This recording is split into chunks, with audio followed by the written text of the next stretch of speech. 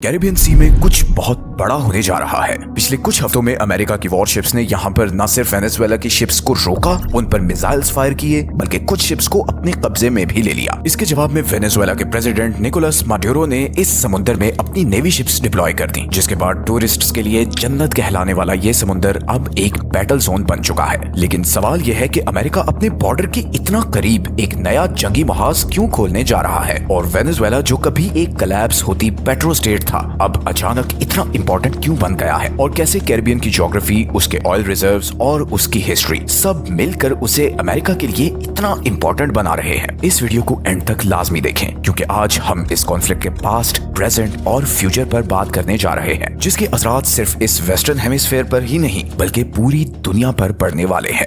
Caribbean सी में आखिर हालात इतने खराब क्यों हो रहे हैं, ये समझने के लिए जरा यहाँ की ज्योग्राफी को समझते हैं। कैरिबियन सी दिखने में तो छोटा सा है, लेकिन इसकी लोकेशन इसे वर्ल्ड पॉलिटिक्स में बहुत इंपॉर्टेंट बना देती है। ये अमेरिका के बिल्कुल करीब फ्लोरिडा से सिर्फ 150 किलोमीटर नीचे है, और न सिर्फ साउथ और नॉर्थ अमेरिका को आपस में कनेक्ट करता है, बल्कि अटलांटिक और पैसिफिक ओशन को भी आपस में पैनामा कैनाल के जरिए कनेक्ट करता है, जो कि दुनिया का सबसे बिजिएस्ट सी ट्रेड कॉरिडोर है। हर साल 14,000 से ज्यादा समुद्री जहाज और करोड़ों टन सामान यहाँ से गुजरता है। जो भी कैरिबियन को कंट्रोल करता है वो बेसिकली दुनिया के दो बड़े समुद्रों का ट्रेड कंट्रोल करता है। वेनेजुएला इस ट्रेड हॉटस्पॉट के बिल्कुल सेंटर में है। कैरिबियन सी के साथ उसकी कोस्ट लाइन तकरीबन 2800 किलोमीटर लंबी है, जिसकी वजह से वो साउथ अमेरिका के सबसे बड़ी कोस्ट लाइन वाले कंट्रीज में से एक है। इस कोस्ट लाइन पर पुएर्तो कैबेलो, ला गुएरा और माराकाइबो जैसे बड़े सी पोर्ट्स और नेवल बेसेस हैं। तेल से माला माल गल्फ ऑफ वेनेजुएला और लेक माराकाइबो बेसिन न सिर्फ एक्सपोर्ट हब हैं, बल्कि इंटरनेशनल शिपिंग लेन्स के भी बहुत करीब हैं, और यही चीज वेनेजुएला की सबसे बड़ी कमजोरी भी है और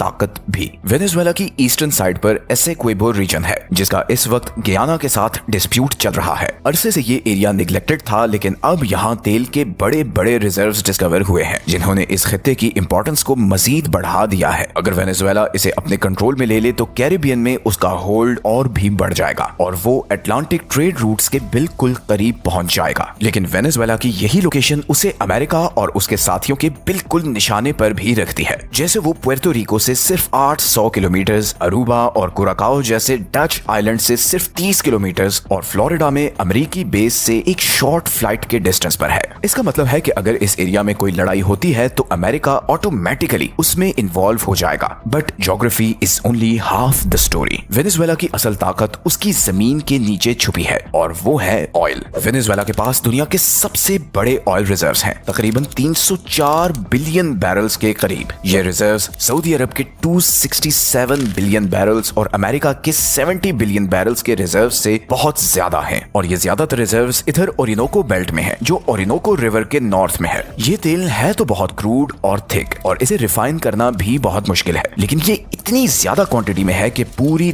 दुनिया वेनेजुएला की इंपॉर्टेंस को जानती है। इसी तेल की वजह से कभी वेनेजुएला लैटिन अमेरिका के अमीर तरीन कंट्रीज में से एक था। 1970s में वेनेजुएला 3 मिलियन बैरल्स ऑयल रोजाना पंप करता था, और ये ज्यादातर अमेरिका को एक्सपोर्ट होता था। उस टाइम कराकस कोई आम कैपिटल नहीं था, बल्कि एक एनर्जी सुपर पावर था। इसी तेल की वजह से वेनेजुएला में बड़ी बड़ी बिल्डिंग्स, हाईवेज और शहर आबाद हुए। एक टाइम था कि वेनेजुएला का पर कैपिटा जीडीपी स्पेन और ग्रीस से भी ज्यादा था। इवन सन 2000 के शुरू तक अमेरिका की गाड़ियों और जहाजों में डलने वाला फ्यूल वेनेजुएला से ही आता था। लेकिन यही ऑयल वेनेजुएला की सबसे बड़ी वीकनेस भी बन गई। 1980s के आखिर में जब ऑयल प्राइसेस गिरी तो वेनेजुएला की इकोनॉमी कोलैप्स कर गई। करप्शन, मिसमैनेजमेंट और पॉलिटिकल अनरेस्ट ने हालात को मजीद खराब कर दिया। 1990s में एक के बाद एक इकोनॉमिक क्राइसिस आई, और बिल आखिर 1999 में ह्यूगो चावेज वेनेजुएला के प्रेसिडेंट बन गए। शुरू में तो उनकी सोशलिस्ट पॉलिसीज की वजह से ऑयल इंडस्ट्री में बहुत बूम आया, लेकिन फिर जब 2010 में ऑयल प्राइसेस गिरी तो वेनेजुएला में शदीद क्राइसिस आ गया। 2015 तक वेनेजुएला में इकोनॉमिक हालात बहुत खराब हो चुके थे। 2013 में ह्यूगो चावेज की मौत के बाद निकोलस माड्यूरो प्रेसिडेंट बन चुके थे। माड्यूरो को विरासत में बोलिवेरियन रेवोल्यूशन और तेल पर खतरनाक हद तक रिलाई करने वाली तबाह हाल इकोनॉमी मिली। बहुत जल्द इन्फ्लेशन ट्रिपल डिजिट्स तक पहुंच गई और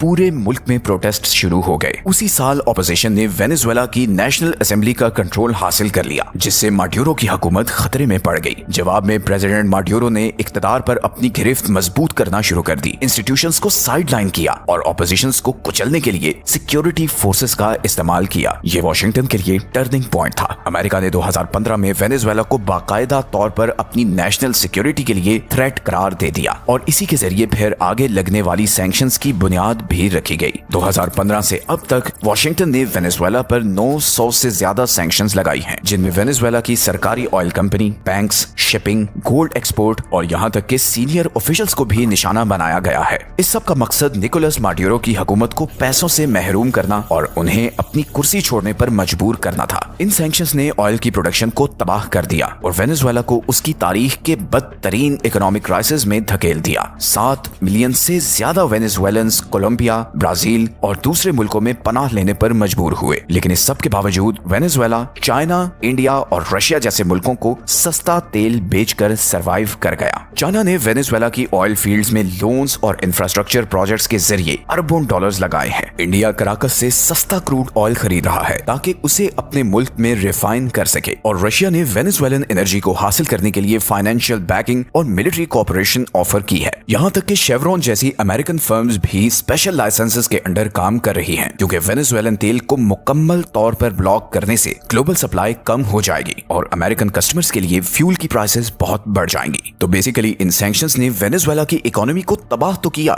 लेकिन वो रिजीम चेंज करने में बिल्कुल नाकाम रही। अब यहाँ एक बड़ा सवाल ये है कि अमेरिका आखिर वेनेजुएला को इग्नोर क्यों नहीं करता? पहली नजर में तो इसका ऑब्वियस आंसर उसकी स्ट्रेटेजिक लोकेशन और तेल के बड़े रिजर्व्स हैं, लेकिन हकीकत में तो ये सिर्फ एक शुरुआत है। अंदर की कहानी बहुत ही इंटरेस्टिंग है। वॉशिंगटन के लिए Venezuela represents something much bigger. वो असल में वेस्टर्न हेमिस्फेयर में यूनाइटेड स्टेट्स के कंट्रोल के लिए एक खतरा है। 1823 के मॉन्ट्रो डॉक्ट्रिन के बाद से अमेरिका लैटिन अमेरिका को अपना बैकयार्ड समझता आया है, मतलब एक ऐसा जोन जहां कोई और दूसरा कंट्री इंटरफेयर नहीं कर सकता। लेकिन वेनेजुएला ने पहले ह्यूगो शावेज और अब निकोलस माड्यूरो के अंडर इस आइडियोलॉजी को चैलेंज किया है। Russian military advisers, Chinese loans और यहाँ तक के ईरानी ड्रोन्स भी अब वेनेजुएला के डिफेंस सिस्टम का हिस्सा हैं। कैरिबियन, जिसे कभी अमेरिका का सेफ जोन समझा जाता था, एकदम बहुत से फॉरेन स्टेक होल्डर्स से भर गया है। और बात यहीं खत्म नहीं होती। वेनेजुएला है तो साउथ अमेरिका में, लेकिन उसकी ऑयल वेल्थ उसे मिडिल ईस्ट से भी कनेक्ट करती है। 304 बिलियन बैरल से ज्यादा के प्रूवन ऑयल रिजर्व्स के साथ, जो दुनिया में सबसे ज्यादा है। वेनेजुएला उन चंद कंट्रीज में से एक है जो ग्लोबल एनर्जी बैलेंस को बदल सकते हैं। पिछले कई सालों से अमेरिका ने मिडिल ईस्ट के तेल पर रिलाई किया है, जिससे सऊदी अरब, इराक और ईरान जैसे मुल्कों को जबरदस्त फायदा हुआ है। गल्फ के चोक पॉइंट्स जैसे कि स्ट्रेट ऑफ हॉर्मुज, बाब अल मंदेब और सुएज कैनाल इसीलिए फ्लैश पॉइंट्स बने क्योंकि दुनिया यहाँ से गुजरने वाले ऑयल पर बहुत ज्यादा रिलाई करती थी। लेकिन अगर वॉशिंगटन को वेनेजुएलन ऑयल तक एक्सेस मिल जाए, जो उसकी गल्फ कोस्ट रिफाइनरी से सिर्फ 4 दिन की दूरी पर है, तो वो मिडिल ईस्ट पर अपनी रिलायंस कम कर सकता है। इससे ओपेक के अंदर सऊदी अरेबिया का इन्फ्लुएंस बहुत कम हो जाएगा। ईरान की इस चोक पॉइंट को ब्लॉक करने की लेवरेज खत्म हो जाएगी और यहाँ तक कि यूरोप की एनर्जी सप्लाईज पर रशिया की गिरफ्त भी ढीली पड़ जाएगी। अगर सादा लफ्जों में कहूँ तो वेनेजुएला पर कंट्रोल सिर्फ अमेरिका के लिए इंपॉर्टेंट नहीं है, ये मिडिल ईस्ट और दूसरे रीजन्स में भी बैलेंस ऑफ पावर शिफ्ट कर सकता है।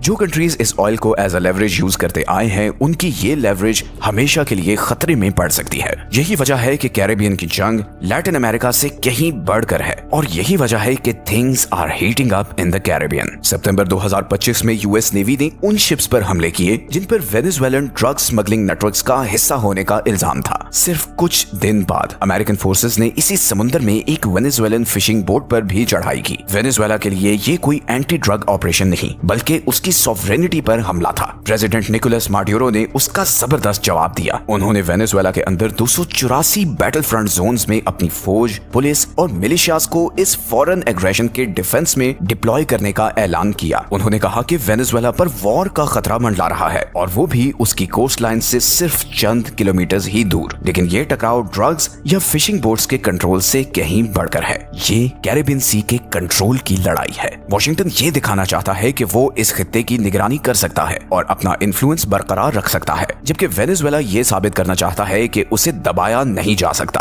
ड्रग्स और फिशिंग बोट्स पर होने वाले अटैक्स असल में एक बहुत बड़ी स्ट्रगल के वार्निंग साइंस हैं। यूक्रेन या मिडिल ईस्ट में होने वाली वॉर्स के बिल्कुल ऑपोजिट कैरेबियन अमेरिका के बिल्कुल दरवाजे पर है। अमेरिका की सदर्न पोर्ट्स, उसकी गल्फ ऑयल रिफाइनरीज और पैनामा कैनाल सब उन शिपिंग रूट्स पर रिलाई करते हैं जो इन्हीं पानियों से गुजरते हैं। यहाँ कोई भी रुकावट अमेरिकन ट्रेड, एनर्जी और मिलिट्री पर फौरी असर डालेगी। यही वजह है कि एक अग्रेसिव वेनेजुएला, खास तौर पर जिसे रशिया, चाइना और ईरान की बैकिंग हो, अमेरिका के लिए एक बहुत बड़ा खतरा है। वेनेजुएला के लिए भी ये सारा क्राइसिस बहुत इंपॉर्टेंट है। प्रेसिडेंट माडुरो को अपने मुल्क में इकोनॉमिक क्राइसिस और पॉलिटिकल इंस्टेबिलिटी का सामना है, इसलिए कैरिबियन में कॉन्फ्लिक्ट उन्हें अपनी कौम को यूनाइट करने का एक मौका फराहम करता है। कोस्टल एरियाज को मिलिटराइज करके, इन बैटल फ्रंट जोन्स में फौज तैनात करके और फॉरेन पावर्स के साथ इत्तेहाद करके वो अमेरिकन इंपीरियलिज्म को चैलेंज कर सकता है। ये चीज कुर्सी पे उनकी गिरफ्त को और मजबूत करेगी, जबकि वॉशिंगटन के लिए चीजों को और कॉम्प्लिकेट कर देगी। लेकिन तारीख बताती है कि इस किस्म का कॉन्फ्लिक्ट कितना खतरनाक हो सकता है।